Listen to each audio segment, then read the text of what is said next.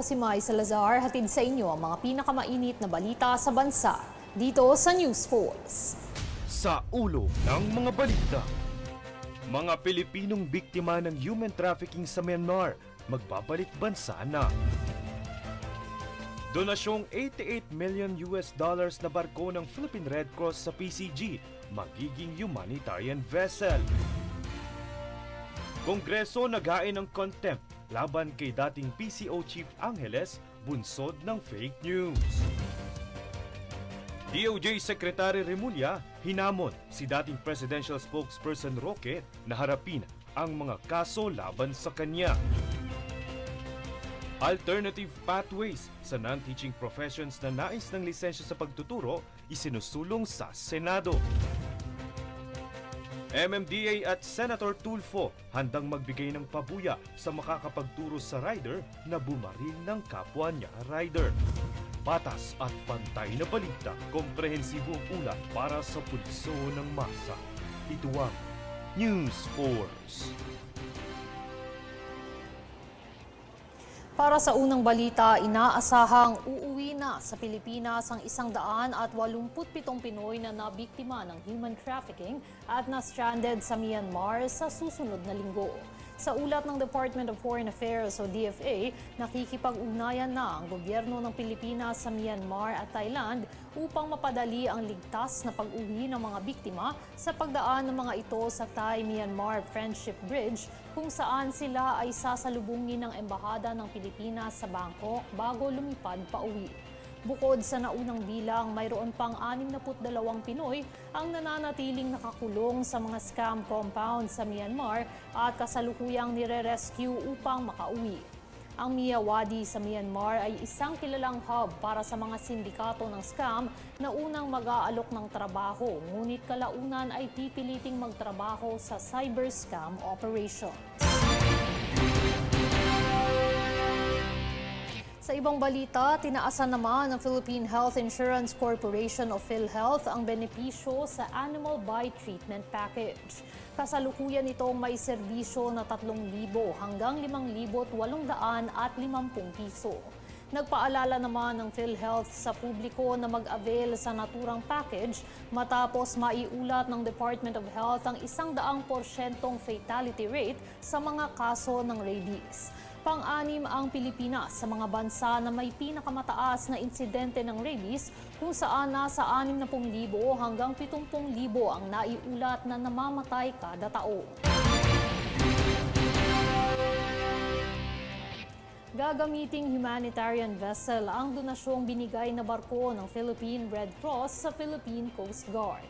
Nakatanggap din ng PCG ng 2 inflatable boat at mga units ng satellite device. Para sa detalye, narito si Francis Riodique.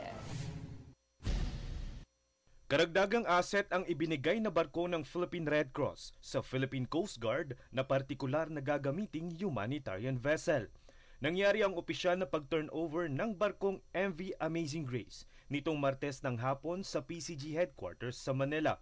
Dinaluhan ito ni First Lady Liza Araneta Marcos, Transportation Secretary Vince Dizon, Philippine Red Cross Chairman Richard Dick Gordon, PCG Commandant Admiral Ronnie Hill Gavan at ibang kinatawan ng pribadong sektor. Ayon kay Admiral Gavan, magiging multifunctional ang naturang barko na nagkakahalaga ng $88 million. Ngunit iginiit niyang posibleng maging humanitarian vessel at magamit ito sa disaster response. Gagamitin umano ito para sa pagpapadala ng mga relief goods at kagamitan, gayon din ang magdala ng serbisyo sa mga malalayong lugar o isla. May mga areas na hindi reachable by land. May mga heavy cargo na hindi natin nadadala by air. So we are an archipelagic and maritime country. So having this kind of logistic ship is indispensable. Nilinaw naman ni PRC Chairman Richard Gordon na mas mapapakinabangan na ang barko dahil lagi na itong magagamit ng PCG, kaakibat ang kaalaman nila sa paglalayag at maintenance nito. This ship can be beach. Pupunta sa beach, ibababa yung rampa, lalabas lahat yung equipment yan. So, yung sinasabi yung hospital ship, we could bring an entire hospital and put it on the beach. Kayang makapagsakay ng 15 years old ship na ito ng hanggang 129 katao. Ito umano ang kauna-unahang humanitarian and disaster response vessel ng PCG. Bukod dito, nakatanggap din ng 2 rigid-hulled inflatable boats ang PCG mula sa isang private company. Makatutulong umano ito para sa rescue and search operations ng PCG, gayon din sa pagresponde sa mga sakuna.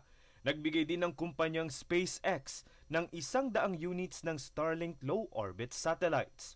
Mapapabuti naman ito ang komunikasyon ng bawat station ng PCG at makapagbibigay ng real-time update o reports kahit na nasa malalayong lugar o remote areas. Sa kasalukuyan ay wala pang tiyak na petsa kung kailan at saan unang magagamit ang mga nasabing donasyon. Pero pagtitiyak ng PCG at Philippine Red Cross, bukas naman ang parehong panig para sa posibleng kolaborasyon para sa mga posibleng humanitarian missions. Francis Riudique, nag-uulat para sa Golden Nation Network.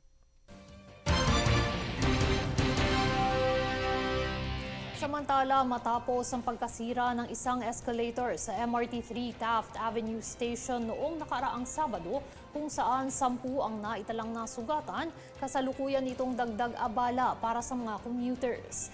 Ilang araw pa itong naantala na ikinagalit naman ng libo-libong pasahero ng MRT3. Dahil sa mabagal na pagresponde sa naging insidente, sinibak na sa pwesto ni Transportation Secretary Vince Dizon ang General Manager ng MRT3.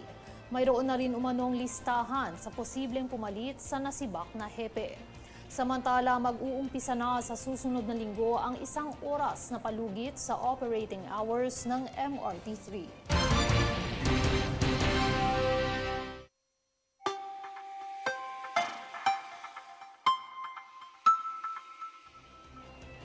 Sa ating ulat panahon, asahan ang pinakamainit na panahon ngayong araw sa Palawan. Partikular na rito ang Coron at Puerto Princesa City, Palawan na makakaranas ng parehong 42 degrees Celsius na init. Sa ibang bahagi ng bansa, umiiral ang amihan sa Luzon habang easterlies naman sa natitirang bahagi ng bansa.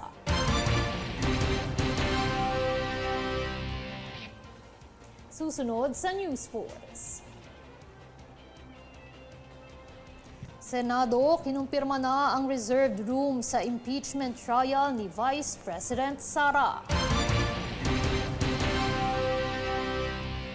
Kongreso, naghain ng contempt laban kay ex-PCO Chief Angeles bunsod ng fake news.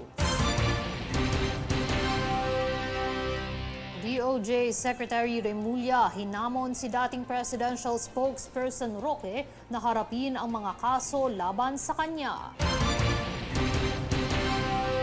Manatiling nakatutok para sa higit pang mga balita sa pagbabalik ng News 4.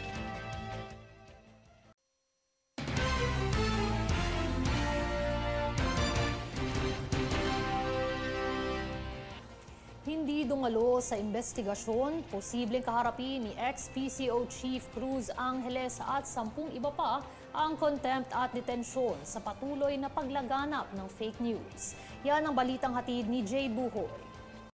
Magpapatuloy sa Biyernes ang ikatlong pampublikong pagdinig ng House Tri-Committee upang talakayin ang lumalalang problema ng disinformasyon at fake news sa social media. 11 personalidad kabilang ang dating PCO Secretary Trixie Cruz Angeles ang maaaring masampahan ng contempt at makulong dahil sa patuloy na hindi pagdalo sa pagdinig. Ayon naman sa mga pinuno ng TRICOM, dati nang ipinadala ang show cause order sa mga nasangkot ngunit patuloy nilang binabaliwala ang paanyaya. Dahil dito naglabas na ng subpoena ang komite laban sa kanila. Dito sinabi ni Laguna Representative Don Fernandez na ang disinformasyon ay banta sa pambansang seguridad dahil sa pinahihina nito ang tiwala ng publiko at binabaluktot ang demokratikong proseso. Aniya, kailangang panagutin ang mga nagpapakalat ng maling impormasyon upang mapanatili ang katotohanan sa social media. Ipinaliwanag rin niya na may kapangyarihan ang Kongreso na ipatawag ang sinumang kinakailangang magbigay ng pahayag sa mga usaping may kinalaman sa interes ng publiko.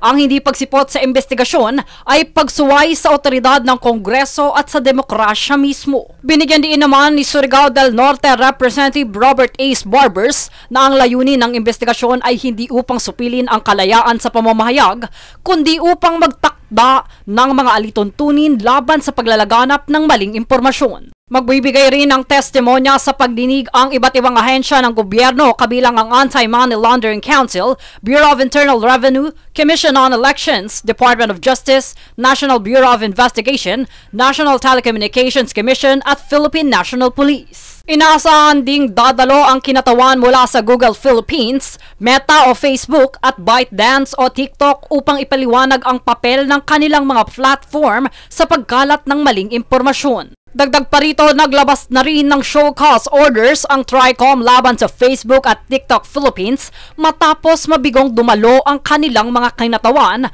sa nakaraang pagdinig. Bukod sa mga ahensya ng gobyerno at social media platforms, magpapakita rin ng datos ang media organizations tulad ng Kapisanan ng Broadcaster ng Pilipinas o KBP, Manila Broadcasting Company, Press1.ph at Verifiles tungkol sa lawak ng pagkalat ng fake news sa bansa. Kabilang sa ilang pang social media personalities sina Jay Sonsa, Vivian Velez, Enzo Recto at George Paglinawan ang ipinapatawag upang magbigay ng kanilang panig sa usapin. Samantala, nilalayo ng investigasyon na ito na magsilbing batayan sa pagbuo ng mga batas na magpapalakas sa regulasyon laban sa disinformasyon sa bansa. Jade Buhoy, nag-uulat para sa Golden Nation Network.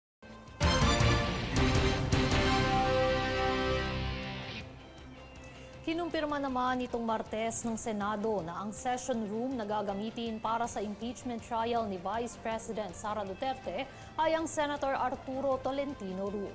Ito ay matapos ang naging pagbisita ni House Secretary General Reginald Velasco kay Senate Secretary Renato Bantog Jr. upang obserbahan ang working space para sa impeachment proceedings sa pagbabalik ng sesyon ng Senado sa buwan ng Hunyo. Ang Senate Session Hall na kayang tumanggap ng 340 katao sa mga gallery at 30 sa VIP box ay inaasahang magiging pangunahing venue para sa impeachment hearings. Bukod sa naturang silid ay gagamitin din ng iba pang espasyo kabilang ang Soto at Quezon Room para sa mga paglilitis na may kinalaman sa impeachment habang wala pang pinal na lugar para sa defense panel.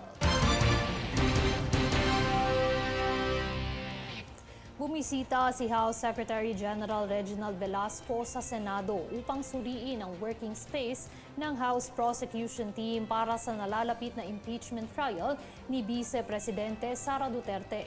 Ipinaabot niya ang kahilingan na maglaan ng karagdagang silid para sa House Secretariat Support Group o SSG na tutulong sa mga taga-usig mula sa Kamara. Sinabi naman ni Senate Secretary Renato Bantog Jr. na pinag-aaralan na ng Senado ang iba pang pwedeng gamiting lugar upang matiyak ang maayos at organisadong paglilitis.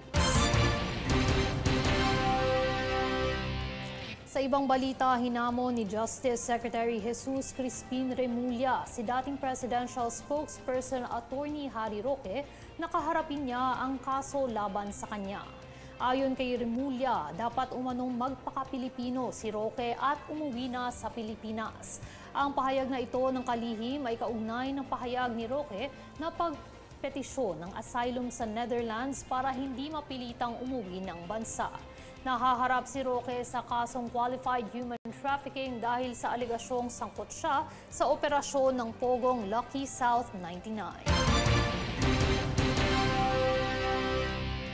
Handang magbigay ng tig-500,000 pisong pabuya ang Metropolitan Manila Development Authority o MMDA at ang programa ni Senador Raffy Tulfo para sa makapagtuturo sa kinaroroonan ng suspect sa nasawing biktima sa Commonwealth Avenue, Quezon City. Ang hindi pa nakikilalang suspect ay tumakas sa bayolasyon matapos sitahin ng MMDA sa kanto ng Sullivan Street kung saan siya ay hinabol ng kapwa rider na kinilalang si Wilmer Zara na kanyang binaril sa ulo dahilan para mamatay ang nagmalasakit na rider. Kaugnay nito ay kamakailang nakiramay at nag-abot ng tulong pinansyal sa pamilya ng nasawing motorcycle rider ang MMDA.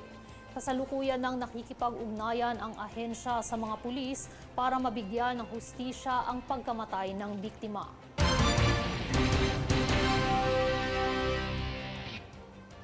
Susunod sa News Force. Attorney Medialdea at Attorney Roque hindi na magiging parte ng legal counsel ni FPRRD. MMDA Senator Tulfo handang magbigay ng pabuya sa makapagtuturo sa rider na bumaril ng kapwa rider. Reforma sa digitalisasyon iginigiit upang mas mapadali ang proseso sa gobyerno.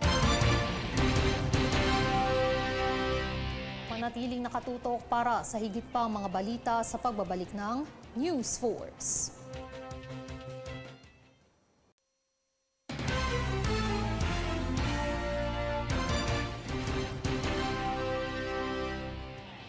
Hindi na mapapasama sa legal team ni dating Pangulong Rodrigo Duterte si dating Executive Secretary Attorney Salvador Medialdea at dating Presidential Spokesperson Attorney Harry Roque. Kinumpirma ito ni Vice President Sara Duterte na base sa kanyang ikalawang pagbisita kay dating Pangulong Duterte. Ayon kasi kay Vice President Sara, gusto nilang ang legal team ng kanyang ama ay mayroon ng karanasan sa International Criminal Court. Kaya naman kapag naayos na umano ang naturang lineup ay magwi-withdraw na si Medialdea at Roque.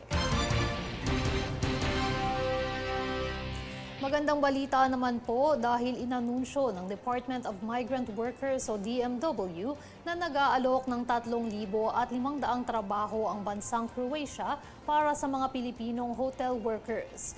Kwalipikado ka rito kung ikaw ay may karanasan sa housekeeping, food service at front desk operations. Ito ay sa ilalim ng government-to-government program ng bansa na walang placement fee sakaling matanggap bilang manggagawa ngayong Abril at Mayo. Direktang mag-apply sa pamamagitan ng Pre-Employment at Government Placement Bureau ng DMW. Aabot sa 1,000 euro o katumbas ng humigit kumulang na 62,000 pesos ang sahod na iaalok para sa mga Pilipinong hotel workers. Bukod sa Croatia, inaantabayanan rin na makasecure ng labor agreement sa Slovenia at Hungary para sa mga Pilipinong nagnanais magtrabaho sa ibang bansa.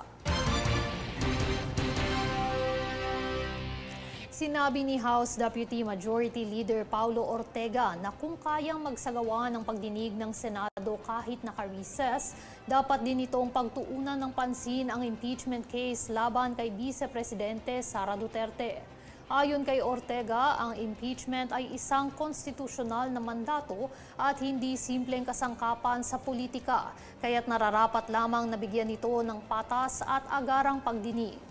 Dagdag niya, ang kredibilidad ng mga institusyon ng gobyerno ay nakasalalay sa kanilang kakayahang ipatupad ang pananagutan ng walang kinikilingan.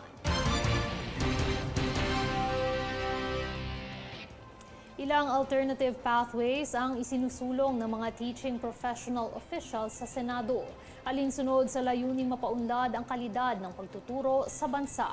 Tunghaya ng ulat ni Princess Castro. Pag-amyenda sa Philippine Teachers Professionalization Act, gayon din ang iba't ibang alternatibong paraan para magkaroon ng lisensya sa pagtuturo ang ilan sa mga nakikita at pinag-aaralang solusyon sa Senado alinsunod sa layuning maiangat ang kalidad ng pagtuturo ng mga guro sa bansa. Ang naturang paksa ay tinalakay nitong Miyerkules sa pagdinig ng Civil Service, Government Reorganization and Professional Regulation Committee ng Senado sa pamumuno ni Senator Sherwin Gatchalian. Sa pagdinig, ilan sa mga binanggit ay ang pagpresenta ng teaching portfolio kung saan napapaloob dito ang 5 taong pagtuturo sa kanyang Certificate of Employment at ang pagpaparehistro na hindi na kailangan pang dumaan sa eksaminasyon para sa mga non-teaching graduates na nakapagturo na ng hindi bababa sa 10 taon.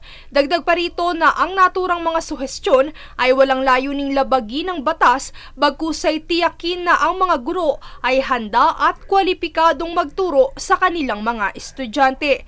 Dahil anila, hindi lahat ng mga nakapapasa sa licensure examination for teachers o LET ay tiyak ang pagkakaroon ng kalidad na pagtuturo. Sa kabilang banda, bagamat wala pang datos sa Pilipinas patungkol sa pagiging epektibo ng mga teaching portfolio, kanila namang idinipensa na isa ito sa mga dokumentong ginagamit na patunay sa epektibong pagtuturo ng mga guro sa ilang mga bansa sa mundo. Kaya't kanilang hiling na sana ay maging bukas din ng bansa sa pag-adapt ng mga ganitong pamamaraan sa pagpapaunlad ng kalidad ng edukasyon ng mga teaching personnel. Samantala, mungkahi naman ni Coordinating Council of Private Educational Associations Executive Director Attorney John Hacom na bagamat maganda ang layunin ng mga rekomendasyon, dapat pa ring maging prioridad ang pag-acquire ng licensure examination para sa pagkuha ng lisensya sa pagtuturo. Bukod dito ay minungkahi rin ni Dr. Edison Fermin, Vice President ng Academic Affairs ng National Teachers College, na limitahan hanggang 3 ang attempt para sa LET dahil maaaring may problema na kung hanggang sa pangatlong take ay hindi pa rin ito naipapasa. I think the discussion is quite healthy, and that's the whole point of discussing, so that we can enlighten one another and, if possible, convince one another in the different advocacies.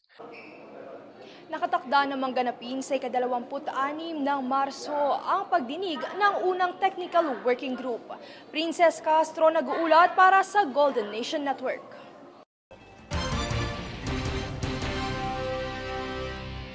Binigyang diin naman ng Department of Information and Communications Technology o DICT ang kahalagahan ng digitalisasyon upang mas mapadali para sa publiko ang proseso sa gobyerno. Kasalukuyan ng pinangungunahan ng DICT ang malawakang digital transformation sa mga transaksyon sa pamahalaan at tinutugunan na rin umano ang mga pagkukulang na dulot ng sistema at mga hindi napapanahong proseso. Sa kabuuan, mahigit 400 milyong transaksyon na ang naproseso ng gobyerno sa lahat ng DICT platforms at 1,100 sistema ng gobyerno na ang nasa eGov Super App. At narito ang recap ng mga nagbabagang balita ngayon. Sa ulo ng mga balita, mga Pilipinong biktima ng human trafficking sa Myanmar magbabalik bansa na. Donasyong $88 million na barko ng Philippine Red Cross sa PCG magiging humanitarian vessel. Kongreso naghain ng contempt laban kay dating PCO Chief Angeles bunsod ng fake news. DOJ Secretary Remulla hinamon si dating Presidential Spokesperson Roque na harapin ang mga kaso laban sa kanya. Alternative pathways sa non-teaching professions na nais ng lisensya sa pagtuturo isinusulong sa Senado. MMDA at Senator Tulfo handang magbigay ng pabuya sa makakapagturo sa rider na bumaril ng kapwa niya rider. Patas at pantay na balita, komprehensibong ulat para sa pulso ng masa. Ito ang News Force. At yan ang pinakamainit na mga balita ngayong araw. Manatiling nakatutok sa aming mga ulat at updates sa aming Facebook page, facebook.com/Golden Nation Network. Ako si Mai Salazar at ito ang News Force.